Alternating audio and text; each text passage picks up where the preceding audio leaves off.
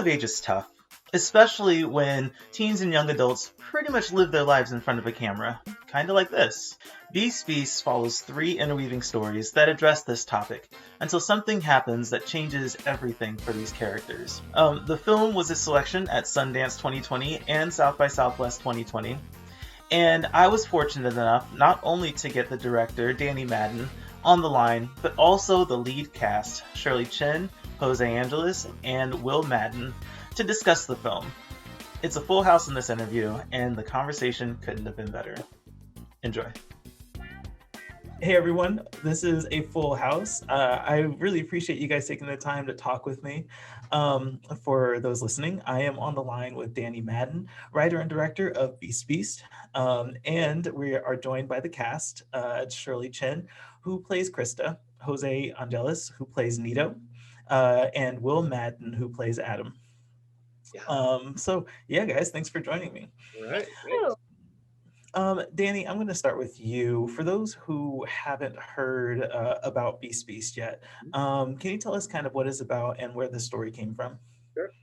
It's a story. It's these three young people, and they're in a southern town, and they're navigating, the life stuff, young love, petty crime, gun violence, and it's sort of the way that these three stories intersect, and the sort of rippling effects that come from that. And it came from just a few fragmented ideas that I had, and I'm a big John Steinbeck kind of guy, and Tortilla Flat, Cannery Row, these kind of stories that are about a place and a time, and you learn about those things through these vignettes of characters. So I'm very, very inspired by that.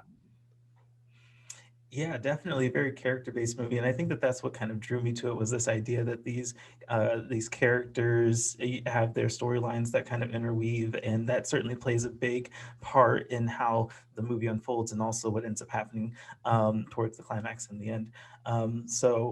Yeah, and I guess on that subject, it's I don't want to spoil anything here, but it's a pretty heavy movie. There's some pretty serious themes, including some contentious political topics involved, some modern social problems, and ultimately an unfortunate tragedy. This is for the cast. When you guys read the script, what was it that piqued your interest about this story? Let's start with Shirley.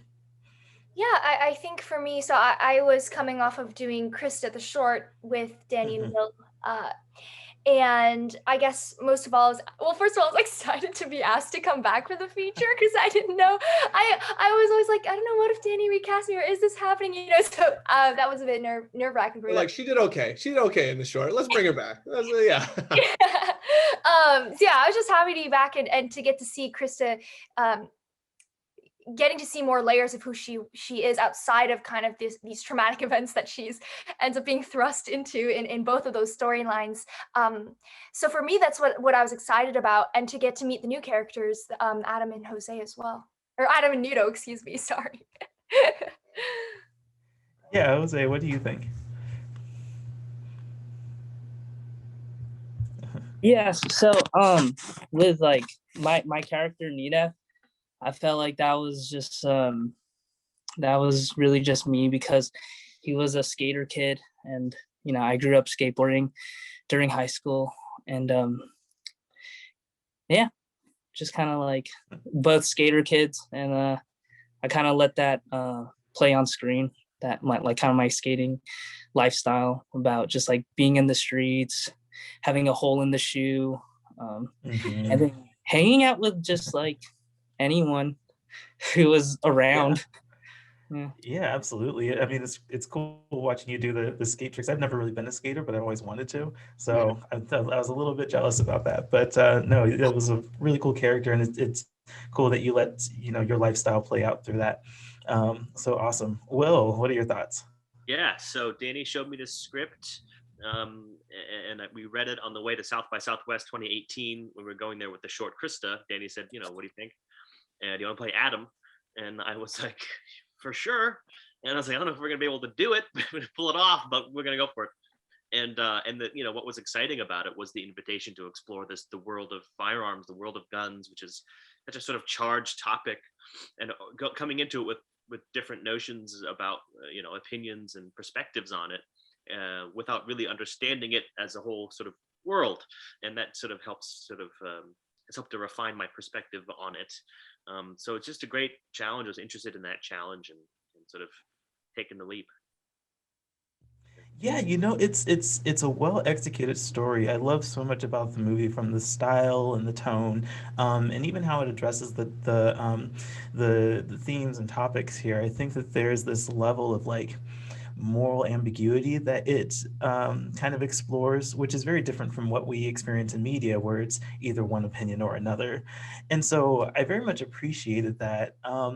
But the unfortunate part about it is that so much of these heavy themes are still relevant and still timely. Unfortunately, we still have gun violence situations hitting the news at an increasing frequency. So for Danny, I'm interested in what you wanted, what you wanted the message of Beast Beast to be to people, especially with it being such a polarized topic right now. Right. No, that's a great question. And I think for me, it's so much about like the desire to kind of depolarize it or unpolar, whatever the word is for that, because it feels like, you see these things on the news, and all I think is how, and especially with like internet comments and stuff, how clouded it gets because of the politics, because everyone sort of think it's this like knee-jerk reaction where they hit it from a political mindset before they hit it from a human mindset. So for this film, it was like, well, what if we just did that? Let's try and scrape away the politics as much as possible and focus on the human, and hopefully like engage people to think about the perspectives that lead into these things, and the greater kind of environment that leads to these things happening, instead of just a really quick like, oh, well, I don't agree with that political issue, so I'm going to disregard all of that. And it sounds like a very ambitious aim, but that's what we were trying to do, to kind of like inject nuance into a world where nuance is becoming more and more endangered, I think. Yeah, ambitious is one way to put it. I think that we just happen to live in an era where polarization is kind of trendy. Unfortunately, that just seems to be the way that news is delivered, is in a polarized manner. It gets the clicks, it gets the interest, and so I'm happy that you did approach it from a human perspective, and I it feels like that. In fact, I was watching it, and when it first started, I was like, wait, is this a documentary? Because it kind of has that documentary feel and style, which is great. It works for the film. I kind of want to hear from the cast on that subject. We'll start with you. As far as like when it comes to how timely or like how relevant this movie is to society, what are your thoughts here? Yeah. Well, that's like what we were saying too. It kind of became more and more timely, unfortunately, as over the last 3 years since Danny sort of conceived it and we shot it. I definitely, what the movie sort of has taught me, and what I hope it sort of teaches audience members, or at least gets them to stop and think about, is to sort of take that to begin with objectivity when approaching polarizing subjects. And especially this past whole year, it's been such a nightmare of like crazy headlines that it's like really just treading lightly when entering into a new charged space and occurrence, and kind of approaching it with sort of more level-headedness. So that's kind of what I've been thinking about in kind of coming out of the film and talking about the film. Yeah. Jose, what do you think? Yeah, I think it's really relative, everything that happens in that movie, knowing that it's about this skater kid, this theater girl, and this guy who's at the computer a lot. All those three characters just like are kind of like, can be like, and a lot of people, those three characters. Like, I love skateboarding, and luckily I got to play that role of the skater kid. And then there's like a theater in me too. I like to like project expressions and don't bring it into the theater, but it's our job to put it in the theater, for like theater. And then like being on the screen and like editing and everything. Yeah, I've had my time doing that. I mean, I'm on the screen right now, like, yeah, so it's relative to a lot of. Yeah, absolutely. Screen time is a question I want to get to before we wrap up. But Shirley, any thoughts on like contentious topics and the timeliness of this kind of story? Yeah, I mean, I was filming Beast right after I turned 18. I turned 18 in May, and we were shooting really soon after in the summer. Um, and I was in high school during a time, and it's still the same time where you know mass shootings in those spaces are a huge topic. Um, and so I think stepping into that space, though, in terms of creating a film, as Danny, Will, and Jose have all talked about, I think we all try to approach it from like a very personal, specific perspective, trying to talk about these people as humans rather than the bite-sized information that you get about them in a headline. And also not trying to represent that whole issue of mass shootings, but rather like portraying these three fictional characters in this space and how would they actually react in these situations. And so I think what the film kind of gets at and what these characters get at is that these experiences don't happen until they do. And once they do, how are you going to react, and what do you do? And no one can be prepared for those answers because no one thinks it's going to happen to them. And so it's this very like cyclical idea, and I think that's why the movie focuses so much on these characters and their lives before throwing them into a circumstance like that, because I think that's what life is. It's life before and a life after.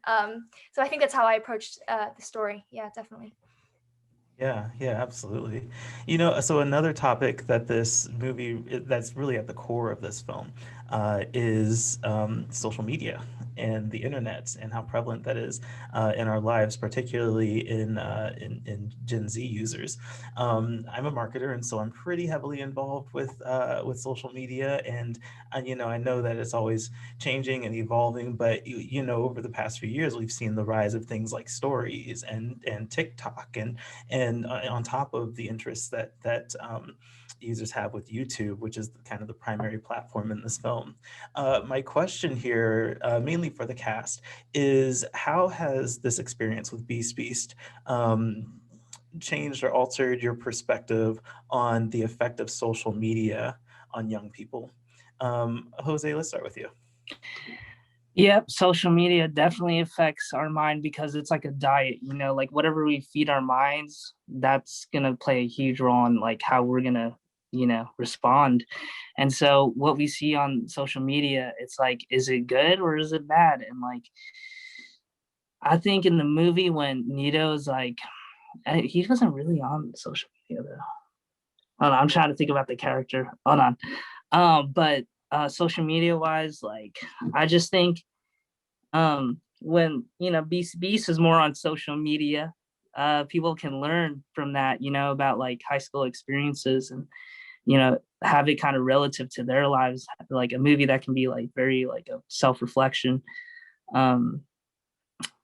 Yeah. Yeah, it's interesting because I'm thinking about the points where social media affects Nito, and it's really just in kind of showing off his skater thing going on. Like he has the slide down the escalator, he does the kick flips, and that's kind of how he's introduced to the other characters. So in that way, it's good, right? But then you have I mean, the YouTube part, which, Will, this is where your character comes in, where it's not inherently bad, unless you want to, and then there's the comment sections. There's so much going on. Will, what do you think about this? Yeah, I mean, the one thing that comes up to me is that, like Adam's the kind of guy, he's so sort of fragile in a way that his emotional life is at the whims of what people say on the internet, complete strangers, whether they like his thing or call him, a jerk or whatever, that dictates his day and his mood. And I think what I've recognized, I see it myself, I think to a lesser degree, but like whether you get that dopamine hit, the drug of a like and a comment versus someone saying, some complete idiot somewhere and wherever in the world saying something that like, and then that changes your mood. And there's something about that just, we're not evolved to like have that kind of stimulus. And I think the tragedy of it is that developing minds are the ones who are using it the most, before you get, and developing what it means to socialize, in that landscape is like so kind of scary. And it's like every documentary you see is like a doomsday, prediction on all the around like what these things, if we don't get a sort of grip on them and have a clearer perspective on what they do to us, who knows how it's going to continue to develop us and our younger folks. So yeah, I don't know. I think it's so new too that everyone's kind of scrambling to figure it out, what to do. Yeah, absolutely. And I mean, like I said, it's always evolving and always changing and always adapting. And maybe that's a good thing, but in some ways, maybe it's not. Shirley, what do you think? Yeah, I mean, I think one thing that I love about Krista is you don't see her taking very many selfies, like, in the film. I love the way that her and her best friend Johanna, played by Courtney Dietz, the way that they interact with social media, at least the way you see it in the film. I imagine that Johanna would be a little more of the Insta baddie, but I think Krista and her, the way that they document themselves is this very playful, like they run around the neighborhood at dark and they film each other. And I really appreciate that, because I think in high school for me, I was very much like, oh, I love this outfit, let me post it. I think that I liked like the curated approach, I think, to Instagram, which I very much now in college am very different from. But I love how Krista has this like, I think she watches social media to understand other people and to show like these cool, fun things that she's doing with friends. But then I think when I think back on how she uses it maybe later in the film, which I won't give away too much, but like thinking about how social media kind of acts as a way that outlives people. It's a way of remembering people and looking back on their memory in the way that they've kind of portrayed themselves. Like videos you have of them kind of can outlive that person, even themselves. Which is something that's interesting, and I don't know how I feel about it necessarily. That like my Instagram account is going to outlive me, like that's going to exist on the internet after I don't exist, but which is really weird and really meta. But even thinking about now, like we're promoting Beast on TikTok and actively using that as a platform to engage, especially people my age and younger. So yeah, our TikTok is Beast Film or whatever. But like throughout quarantine, I haven't even been on TikTok, and it's like even shown me the gap between like 4 years of being in college versus being in high school, and the way that these high schoolers are so engaged in social media activism and really have this level of competency that only increases as the new generation gets older, which is really fascinating and really cool. To kind of try to understand and create content for when trying to publicize a movie, and that being a cool way to kind of connect with those people. Yeah. Yeah. Danny, what are your thoughts on the social media component of this? And I mean, and even just like the way it's used in the film, and with the thesis of the film generally, the whole kind of idea of the beast like duality thing going on. It's for me, the question is always like, how do we get to the genuine version of a person? And I have a lot of questions about social media and whether or not that's getting us at a genuine version. Is that portraying a more present version of who you are? Or are we getting so used to these edited versions of us, or selfie cam, things like that? But then that's also where we put that against the idea of Krista's journey of performance, and she's learning to get at the truth of things through performing. So so to me, I just have a lot of questions about that. So hopefully some of that comes through in the movie and kind of gives some people fodder to think about those things. Right, and I think that it's great that we it sounds like the consensus is that we really don't have answers, right? We're all kind of floating through this space of Right. heavy topics and controversy and exploration, trying to figure out what the right way is to go about handling all of these kind of emerging issues. And so I think that that comes through in the film, and it really motivates such an interesting story. I was watching it and just thinking, where is this going to go? Where is this going to go? And I was always just like trying to figure it out. But the story, it takes some turns and twists that aren't expected, but it also just kind of keeps viewers guessing about like what's going to happen in the story, but then also thinking like, okay, now how is this going to play out, in the real world, right? So it's nice that it's so easy to like engage with and think about, right? So yeah. Anyway, I'm going to bring it to a close. Any final thoughts on the film? I don't know, Danny, we'll start with you. yeah, I mean, I just hopefully it gives people something to think about, and hopefully younger folks are watching it as well as, you know, at any age, and just hopefully it gives people something to really kind of chew on, and if we add any kind of like media literacy to the world, you know, just kind of like, I'm going to go out things and I'm going to think about what's behind the news stories that I see. Perfect. Yeah, Will, what do you think? Yeah, and I would say just I hope one of our hopes for the film is that it opens up dialogue around you know the things that are going on in our country and that relate to the issues in the film, and that it has us take pause before we sort of develop opinions about things. Yeah. Start.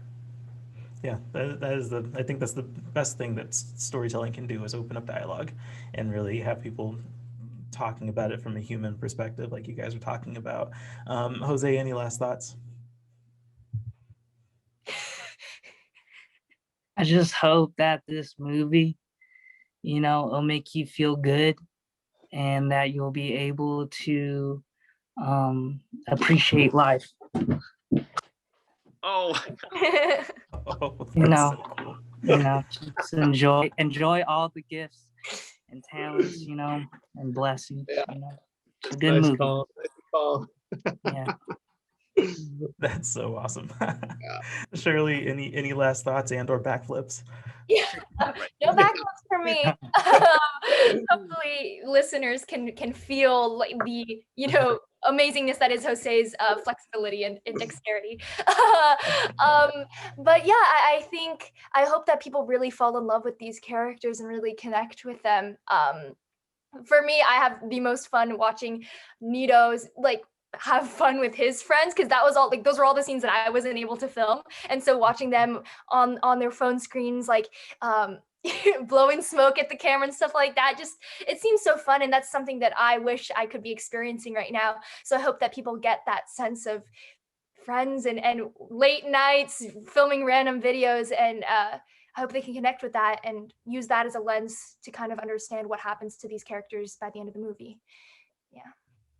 Absolutely. Perfect, guys. Well, hey, thanks again for having this conversation. I'm really happy that we were able to talk about it, and I'm wishing the best of luck to this film as it goes into the public space and more people start seeing it. Beast, I believe it goes to limited release in theaters on April 16th, and then VOD on May 4th. That's correct. So, Yeah. perfect. Well, I will be recommending that people check it out. And yeah, thanks again, guys, for this conversation.